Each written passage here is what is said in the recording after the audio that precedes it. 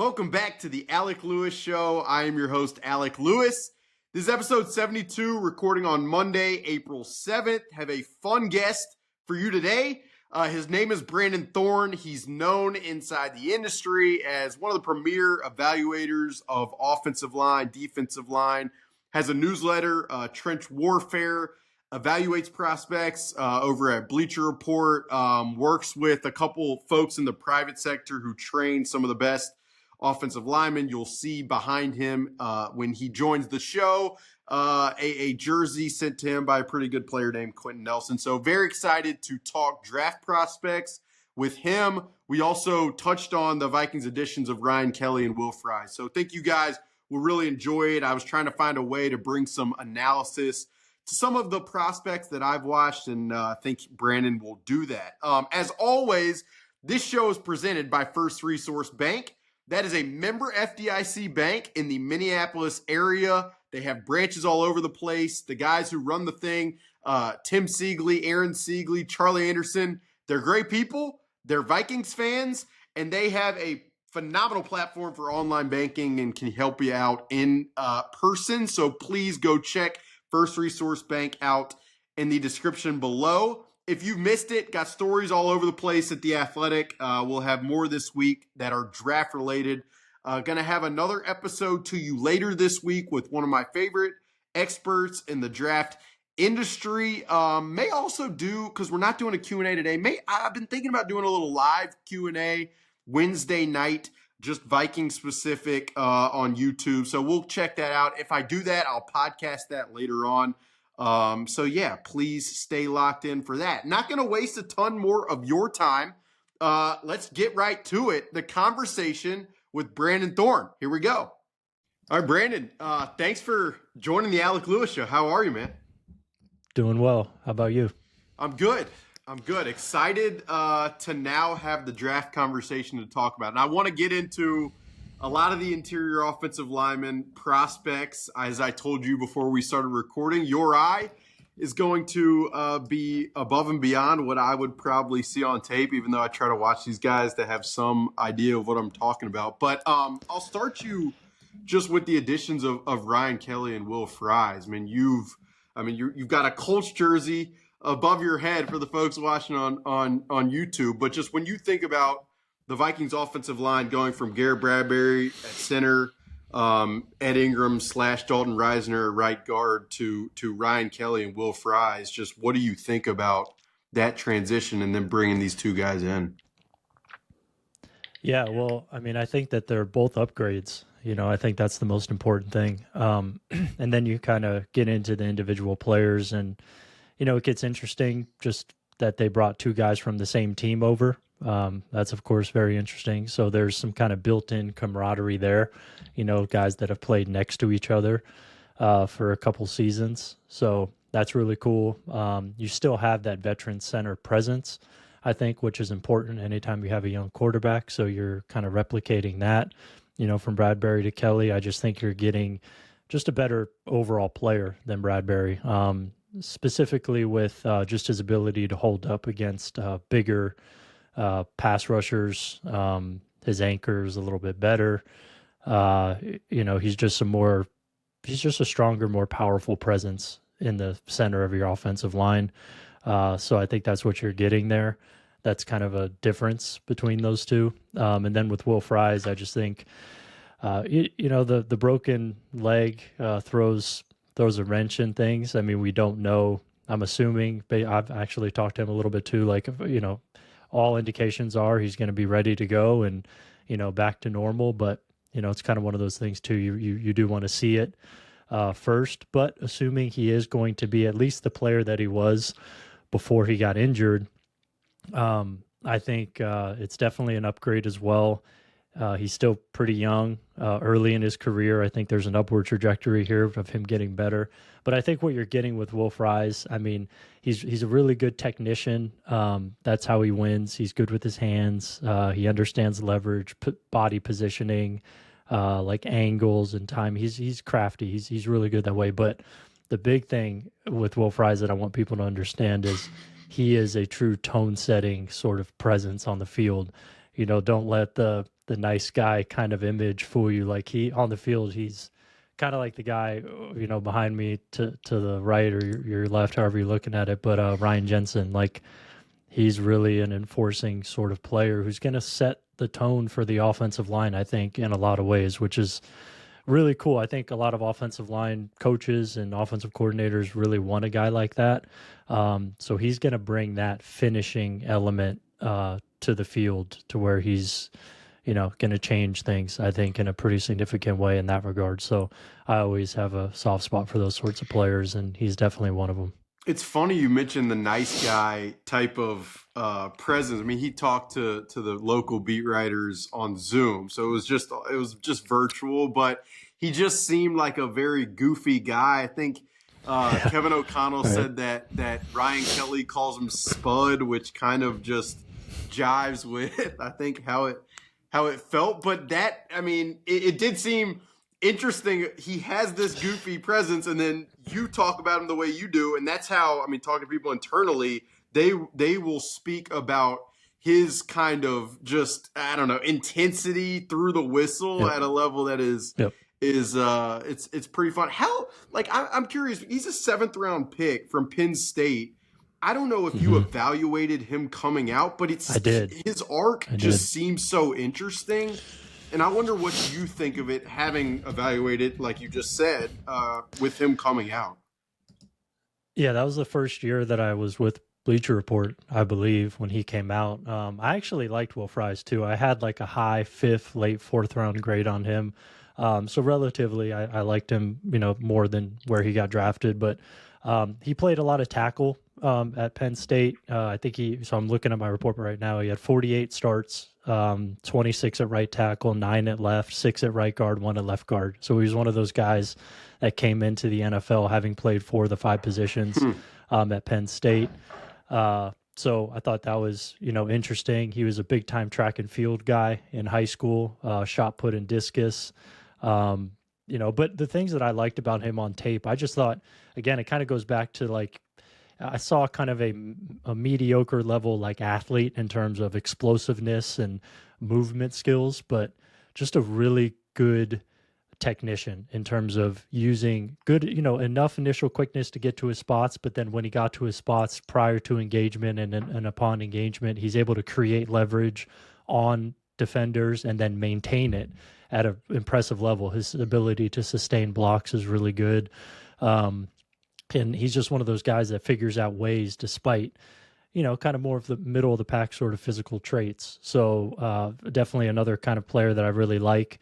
I didn't see quite the level of competitive toughness and finishing ability that he has displayed in the NFL, ironically enough. Typically, those things you see in college, and those are some of the things you can bank on with this sorts of player. But he's even taken that to another level based on what I remember years back. But so yeah, he's exceeded even my expectations, as a guy who liked him a little bit more, a couple rounds earlier than he got drafted. And it's been really cool to see. And yeah, I just really hope that, he's, the leg is, where it was before, if not better. And if that's the case, then yeah, I think this could be a really quality signing.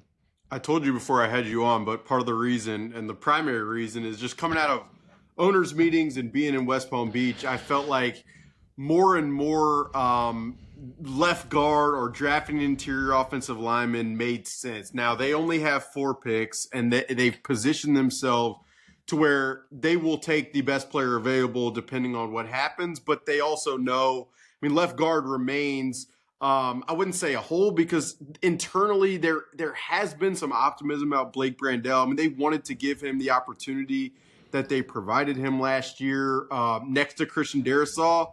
He looked a lot more comfortable than he did next to Cam Robinson, which is probably understandable if you position anybody next to Christian Darrisaw. But for me, interior offensive line is a spot in this draft that I've fixated on. And so wanted to have you to talk about some of these guys. I'll just start generally. Like, how do you feel about this interior offensive line class and the group of players available? And I say that knowing some of these tackles could potentially transition, but just overall, generally, how do you feel about this class? Yeah, I think if you just look at the true guards in college football that are going to play guard in the NFL, it's an okay class. There's a couple really solid names at the top. Like, I mean, Tyler Booker for me is like a high second round grade. He's probably going to go in the first because he's kind of the best true guard in the draft, I think, without question. And then you got guys like Tate Ratledge, Donovan Jackson, Jonas Avenea. Well, he's not even that. He played tackle, excuse me. So Tate Ratledge, Donovan Jackson, and Tyler Booker. Those are the top three true guards in the draft, I think, without question. But then there's the tackles that could kick inside, which is like Will Campbell, potentially Kelvin Banks, Gray Zabel, Jonas Avenea. And then that to me is my top seven. Yeah, top seven interior prospects because I project Campbell and Banks inside. I think they'll be best inside as pros. Although I think if Campbell obviously gets drafted at 4 to New England, he's playing left tackle. So, it just kind of depends too. But I just think, in generally speaking, I think he projects best inside. So if you're going at that angle, the way I'm seeing it, then it's a really good guard class. And if you just want to look at the true guards, then I think it's more of just like a solid, class overall. I'm an Alabama guy from Birmingham, so I watch them every Saturday. And Tyler Booker, I also know some people around that program, and the stuff you hear about that guy in terms of, leadership and what he brought, especially as they transitioned from a pretty good coach named Nick Saban to Kalen DeBoer. Like it stands out in those conversations that I've just had behind the scenes. But when you talk about him the way you do, what is it about just either conversations that I know you've had with him, watching him on tape, what gives you as much conviction as you seem to in projecting him forward? Yeah, I think you have to start with just the physical stature of him. He's a massive guy. He takes up a lot of space. Wingspan is huge. Arms are long. Hands are huge. He's 6'5", 320, and I think, he's played upwards of 330, 340, 350 at different times in his career. So first and foremost, he's one of those types of guards, that is going to kind of look the part, just coming off the bus, so to speak. He reminds me a lot of Osiris Torrance when he was coming out of Florida, who is now the right guard with the Bills. And a very similar sort of player, in my opinion. I just think Booker, to me, was one of the cleanest evaluations of anybody I've done of the 60 plus guys I've graded so far on the offensive line, just because I think what you're getting. The size, he carries it well, play strength and power, and then also kind of that fiery demeanor, the competitive toughness that you love to see from offensive linemen. He brings that as well. So what that means is in the run game, he's going to be able to get guys off of their spot initially, especially on the first level. And then in pass protection, he's going to be able to deal with the bull rush at a very high level. His anchor is very firm and strong. So that's what you're getting with him. Now, in terms of as the play progresses in the run game, he could get slipped. Guys can kind of slip off of him late because he doesn't always bring his feet. That's something that I know he has been working on diligently with Duke Manyweather for the last several months in Texas, who he's been training with. So that's a huge emphasis for him to get better at, so he could increase his sustained skills in the run game. And then in pass protection, he's probably never going to be a guy who's going to be like a Zach Martin or an elite like Marshall Yanda. He's not going to be one of those guys that matches up incredibly well against, Chris Jones on 3rd and long, one-on-one, like the top level 3 techniques, but he's going to be able to more than, I think, hold his own against most competition. And again, if guys want to challenge him with power, they're not going to have a lot of success. So that is something that I think teams are going to really value as they look to firm up the interior of the pocket. And I think he's going to be able to do that for the most part. So that's why I have kind of a high second round grade on him and not like a high first round grade. But yeah, I just feel good about it because you also mentioned all the leadership, the intangibles, how he is as a teammate, football character, all that is just, he passes out with flying colors as well. So all things considered, a guy that you could feel really good about drafting. Yeah, like people within the NFL in certain conversations, they always say, or I've heard it many times, like you bet on people as much as the player. And I think like that's where I mean, Yeah. partially why people are as high on him as there are people. What's interesting is the folks listening to this, they'll ask me all the time, like, is he a guy that could fit some of the zone running type mid zone strategies that Kevin O'Connell has deployed? And it gets into the gray area for me of like trying to project. And you mentioned kind of, working in Texas with Duke Manyweather, trying not to allow guys to slip past him. But as I've looked at this class, I mean, the questions that I've asked is like, does this guy fit what the Vikings want to do in the run game as well as others? Can he fit in any system? I don't know how you'd answer that, but I was curious to ask. Yeah, I think I lean towards he could fit in pretty much any system aside from like the real heavy outside zone schemes, which I think, Minnesota's kind of on the fence, with in terms of I don't really see them being like Atlanta, where they're like pure outside zone. So maybe not those type of one-offs, which there isn't a lot of. I'd say, most schemes in the NFL are pretty multiple. Yeah. Now, yeah, they might be 55, 60% one way or, another, but for the most part, they're multiple. And at Alabama, they were multiple. So you got to see Booker execute inside zone, outside zone. He did all that stuff, as well as, the gap concepts, counter power, things like that. So he's done a little bit of everything. He's operated in an RPO heavy scheme. It's a very much kind of a pro style scheme in a lot of ways. So, yeah, I don't really have much concerns for the most part with him with scheme.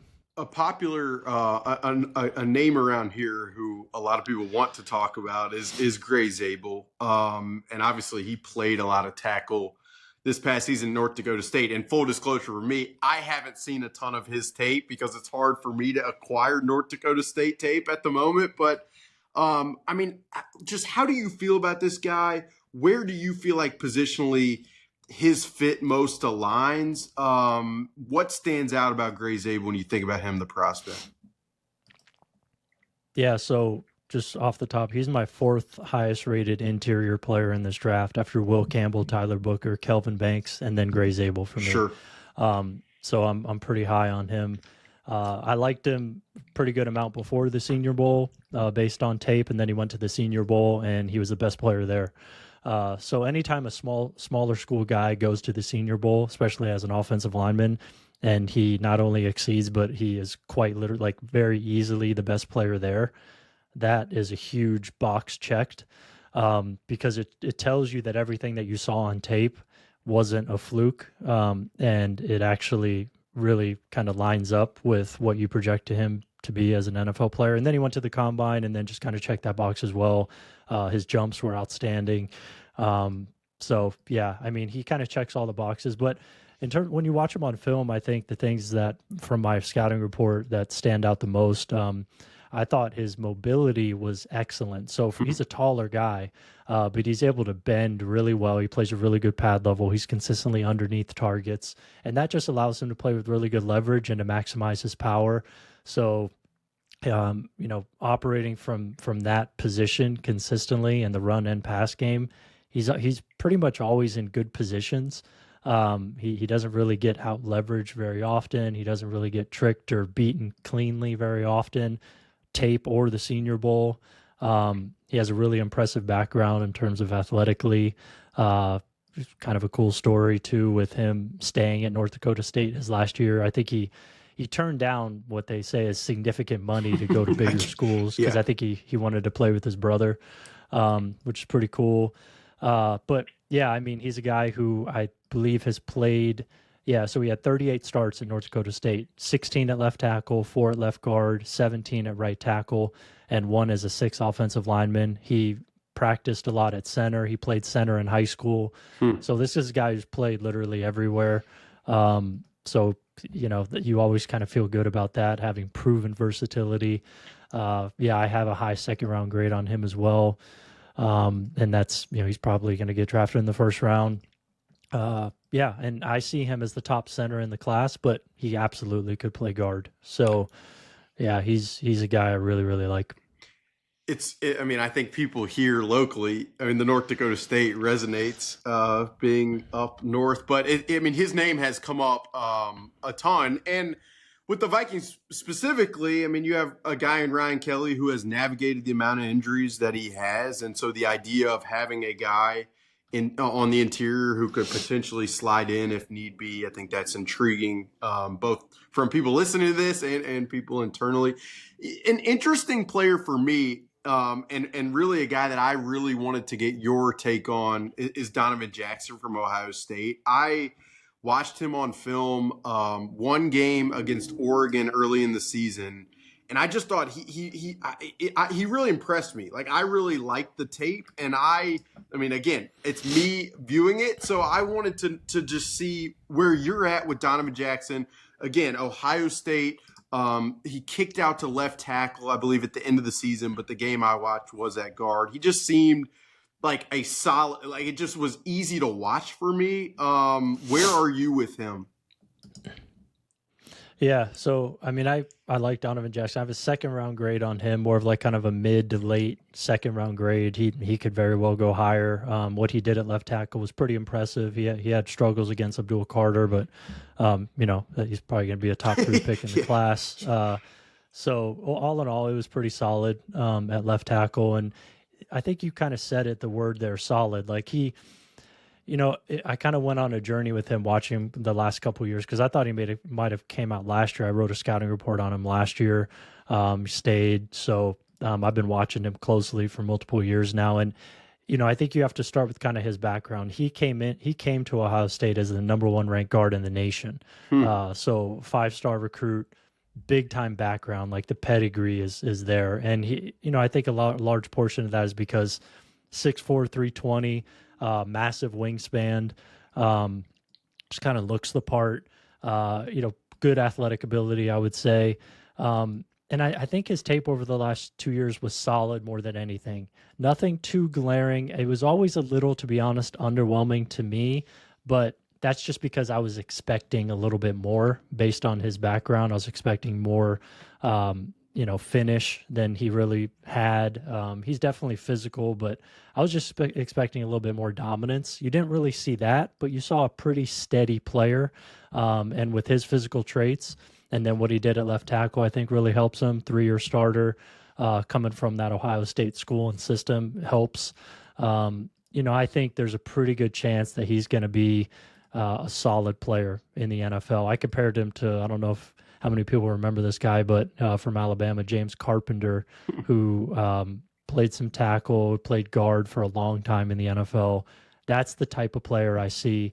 And Carpenter played, I think he had over 100 starts. So, yeah, I mean, if you could get a guy like that, you know, somewhere in the top 50 picks, you know, top 60 picks, you know, probably going to be a pretty good pick. And that's kind of how I see him. Yeah, Vikings people would sign up for that, given the nature of some of the interior play over time. And he's a true left guard as well, which is, you know, there's no projection there. You know, where somebody like Campbell or Banks or even Zabel, he played a little left guard, but I mean, Donovan Jackson played left guard his whole time there, so that's also kind of a nice fit for Minnesota based on what they need.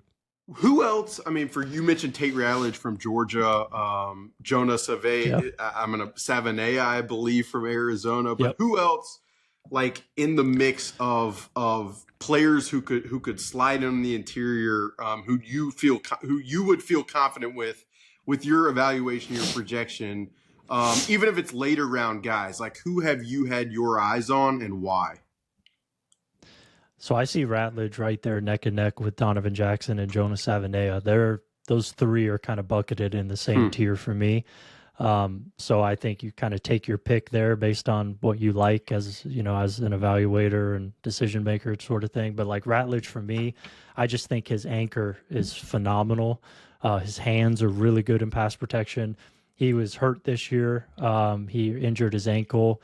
He was out for 4 games, and then when he came back, he still wasn't quite the same for a couple weeks. So I think people underrated a little bit of his athletic ability, and then he went and tested like an elite athlete at the combine, which I think is helpful. But really, you're drafting him for play strength and power, and I think that is something that I'd feel really good on betting on.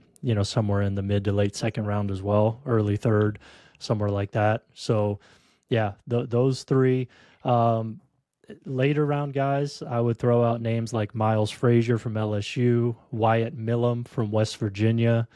Kind of a sneaky guy, a sneaky prospect that I think more people will start talking about is Dylan Fairchild, Tate Ratledge's teammate at Georgia.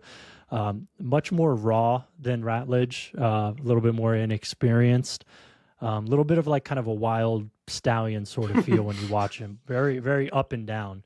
But the ups are like sit in your chair, like impressive ups, and his physical traits are really, really good.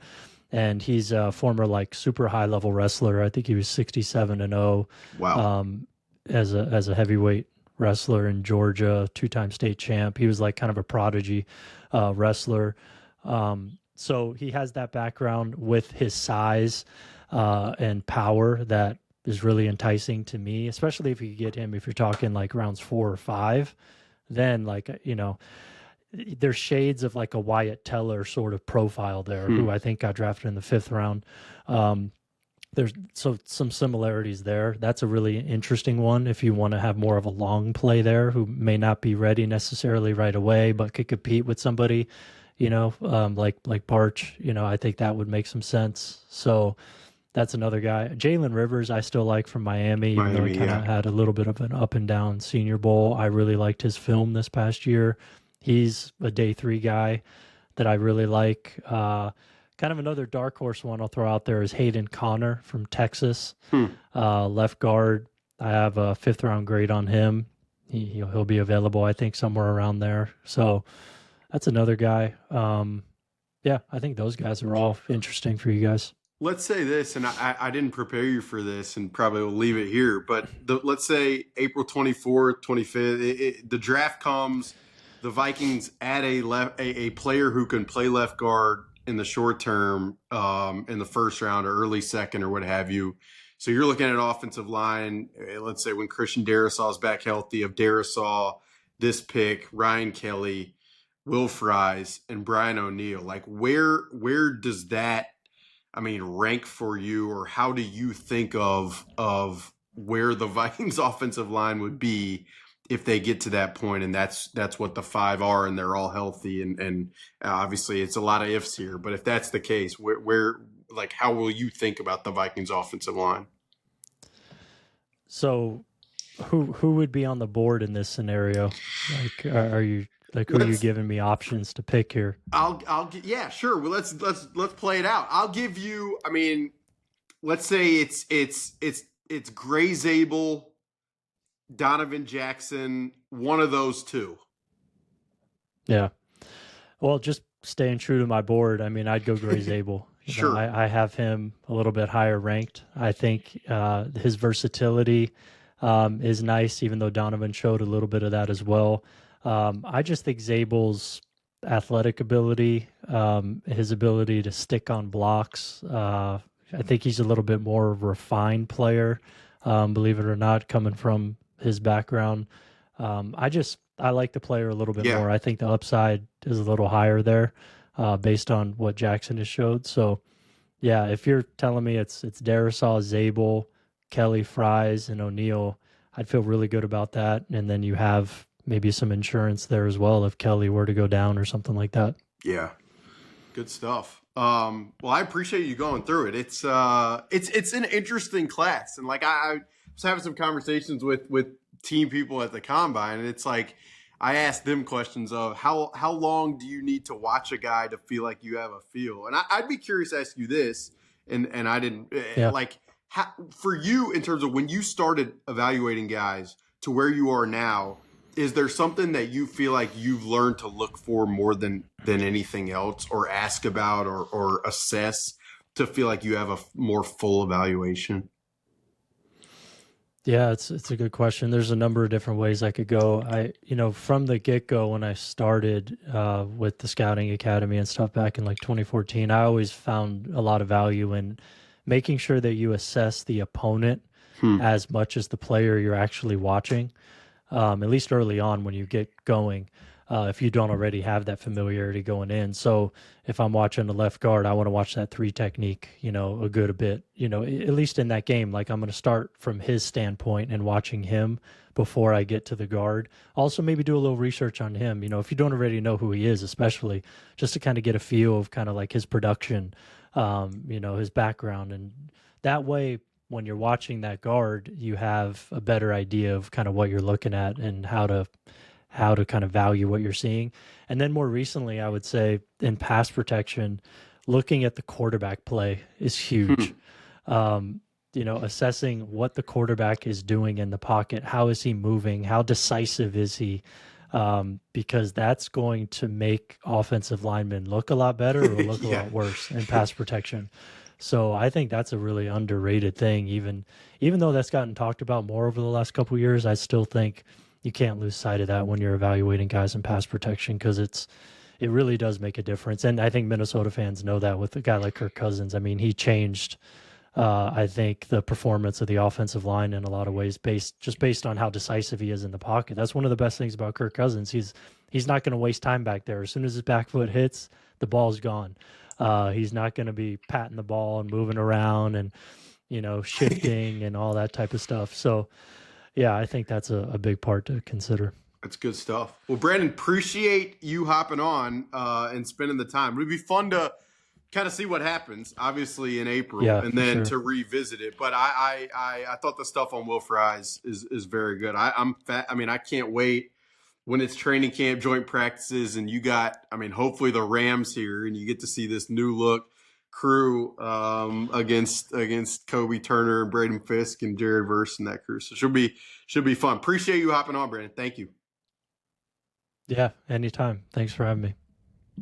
That'll do it for episode 72 of the Alec Lewis Show. Appreciate you guys being here. Always fun to get into the nitty-gritty of the draft segment of the calendar. I'm looking forward to, like I said at the top, having one of my favorite draft experts later this week. So stay tuned for that show. And then I'm thinking about that Wednesday night live show on YouTube. So stay tuned to social media for that being possible. Think that'd be pretty fun.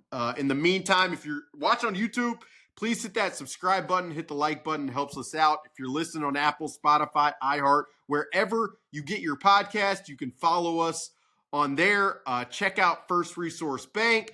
Read the stories over at The Athletic. It's Masters Week. It's great vibes. Hopefully we're getting a little bit more warmth in the Minneapolis area. Really hoping for that. Got to get outside and do some running and other things and what have you. So thank you guys for being here. More shows to come later this week. That will do it for episode 72 of the Alec Lewis Show.